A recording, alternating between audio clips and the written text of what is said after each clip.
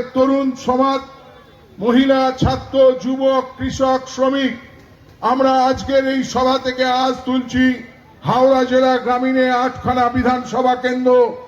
বিগত 2021-এ 8খানাতেই জোড়া ফুল ফুটেছিল। এবারও আমরা 8খানা জোড়া ফুল চিহ্ন মমতা বন্দ্যোপাধ্যায়ের পাশে যাবে। আমরা হাওড়া জেলায় 16খানা বিধানসভা সিট 16টাতেই আমরা জয়লাভ করব। আপনাদেরকে জানিয়ে রাখি, আপনারা এসআইআর করে আমাদেরকে চক্রান্ত করবেন।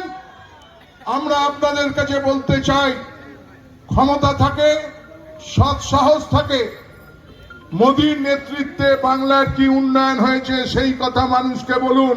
আর আমরাও মমতা বন্দ্যোপাধ্যায়ের নেতৃত্বে বাংলায় কি উন্নয়ন হবে সেটা কি রিপোর্ট কার্ড আমরা উন্নয়নের পাঁচালী পাড়ায় পাড়ায় আমাদের মায়েরা বোনেরা পৌঁছে দিচ্ছে।